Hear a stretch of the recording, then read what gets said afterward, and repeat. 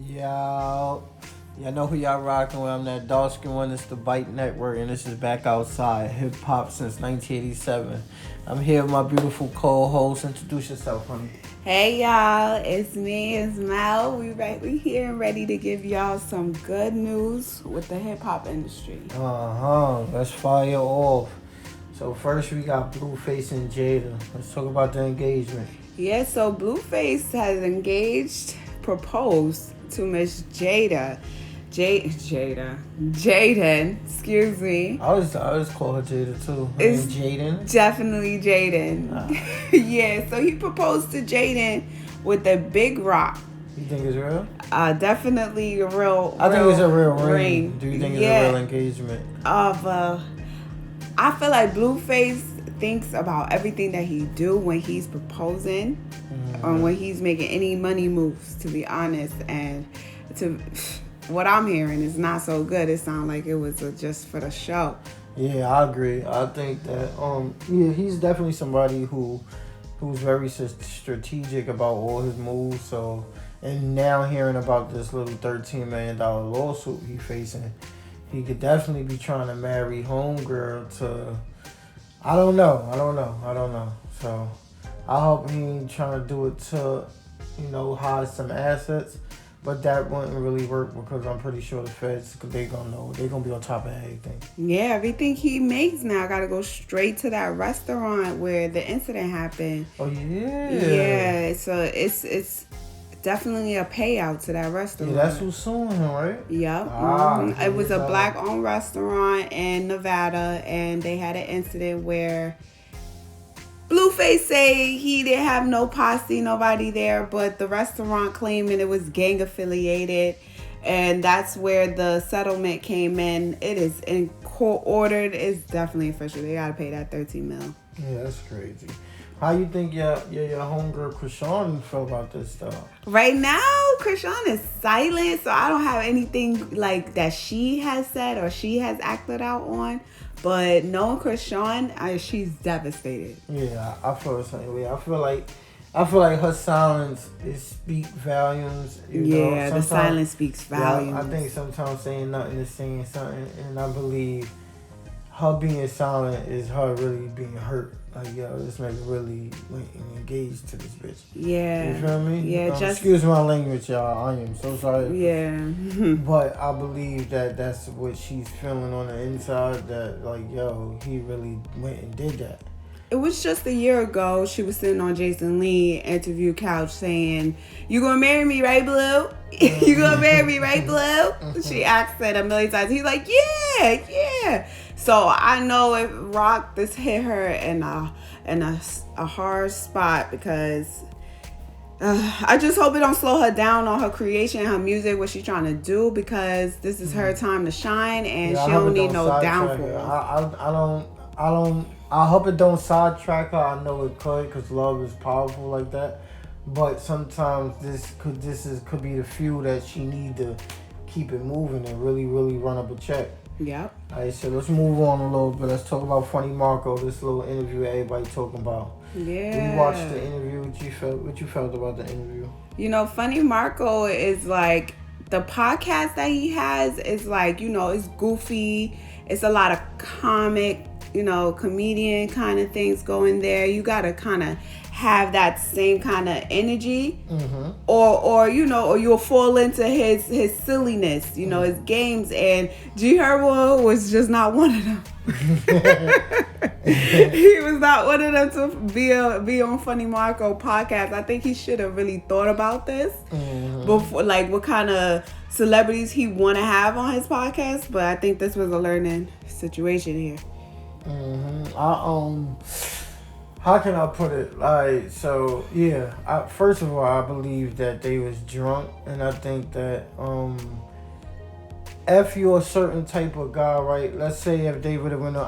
I watched Gherbo on 2 other platforms, and that was my expert opinion with Maya Papa, a dude that's bigger than Funnymarco, a dude that's known for hitting people when he rap. In battle rapping, he swung on like 3 people. And Gherbo didn't do none of that. He didn't have that type of energy the way he touching them, calling them goofy and shit like that. So now it's like, yo, a lot of people pick and choose. When you're in the streets or like behind bars or something, we got this thing where we say, yo, we don't respect the people that pick and choose. If you're going to go on anybody. If you're going to be one way with this person, you're going to be this way with everybody. And I felt like ain't had that same energy for, let's say, Nori. So my expert opinion, they don't drink. So let's say, he wasn't drunk on there. But now Nori, the Drink Champ show, they drink. And he wasn't doing all that to them. You understand? So I think it was like a disrespectful thing. Yeah. And with the Funnymarco guy, I believe it's just like the Chris Rock situation with Will Smith. Will Smith smacked him, and Chris Rock, he was hosting the Grammys. I mean, was that the Grammys or the Oscars? I believe it was the Oscars. He was hosting this important show, and somebody walked up and smacked him. Now, the average black man would have went and did something. Yeah. The average man, period. That mad toxic masculine energy. But when you're a professional, it's going to show. And just like what Chris Rock did, Funnymarco did the same thing. He didn't lose his cool. He sat there. He stayed in character. And he actually showed the higher ups, the people that's cutting the check, how professionally he could be. So yes. I think that's dope. I think that I agree. I think he got something going for him. You know, I think that was God that was by him. But I would have been embarrassed though. And you know, it's funny because that's really like, that's how karma kind of works. You know, Funnymarco got embarrassed in this situation, but at the same time, he got his view on him was not looked at. He can be taken more serious. He's a professional. You know, he could be around a certain crowd of people without losing himself. And that's where the money comes in. You know, you got to sit down in these meetings and hold your composure if you want to make it far. You know what I'm saying? And Funnymarco is showing that. Like, he could hang out with his hood friends and then he could go around and sit down at a meeting and collect the check without showing off on himself. So he did his big one. I agree with that. He held his own in his own way. So can't knock that. Moving forward, I wanted to talk about the dude Adam 22 from No Jumper.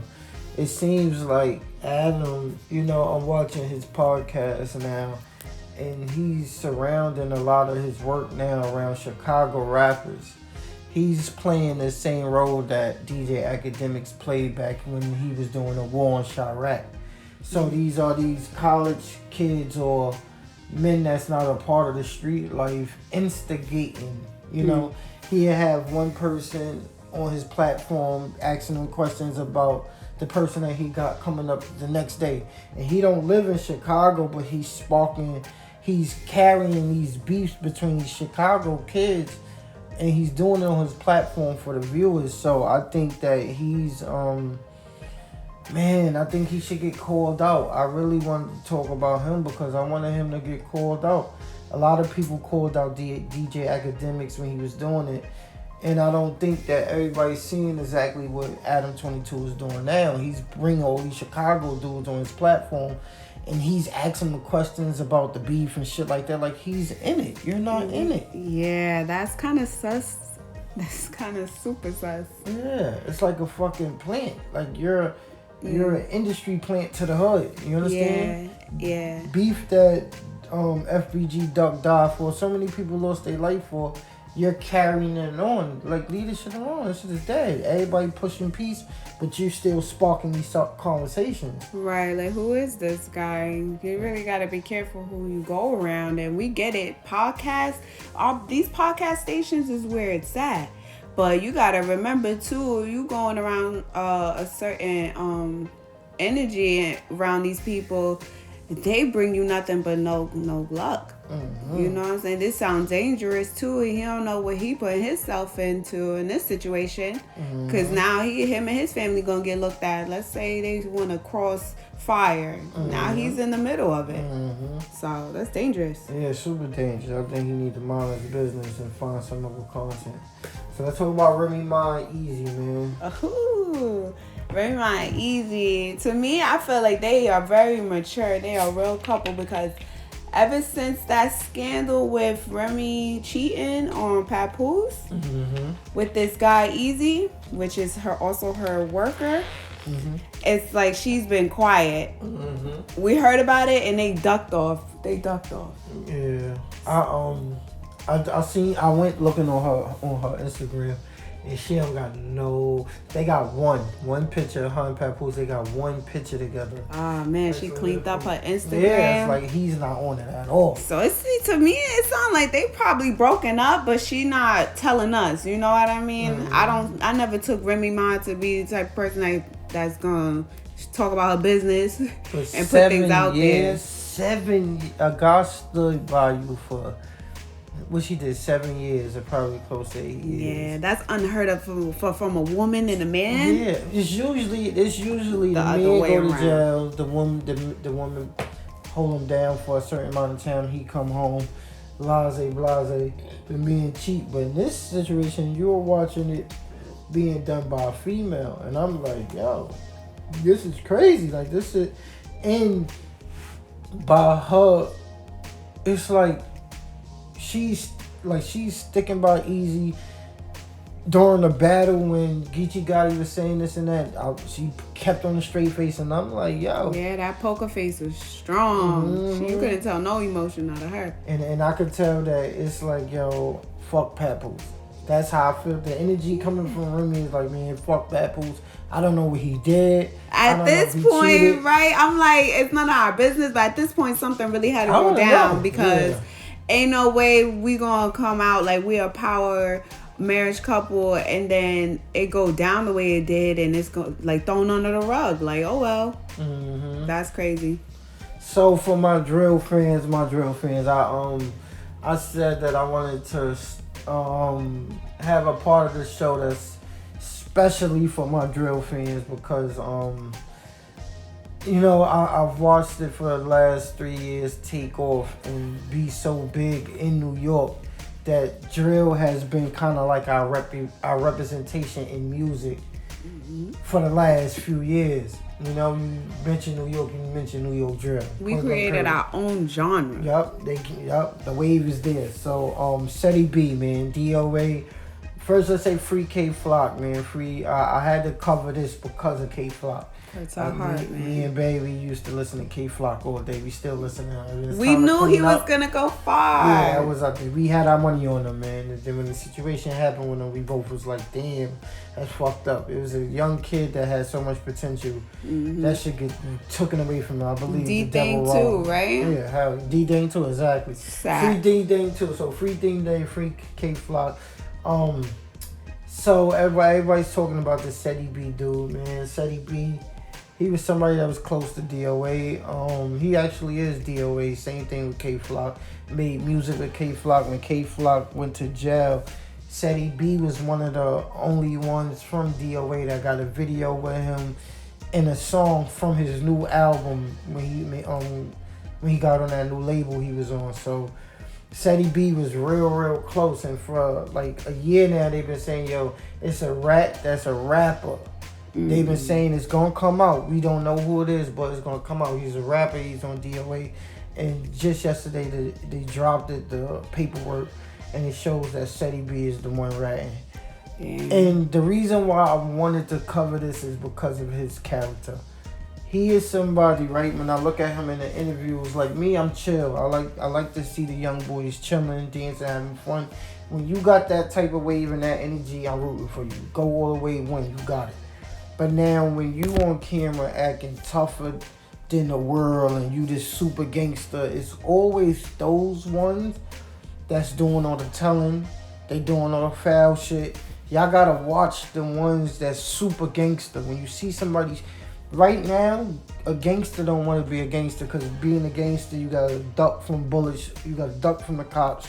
You understand? A gangster don't want to be a gangster no more. So if you somebody who's putting on that moniker, it's for the world. It's something wrong with that person. You understand? Right. It's something they lack at, and they need to make it up by being this type of character. So I wanted to put him on blast. The paperwork is out there, and we gonna put it. It's right there for y'all to see it. Yeah, well, he's exposed. So that's an episode, man. Back Outside Hip Hop since 1987.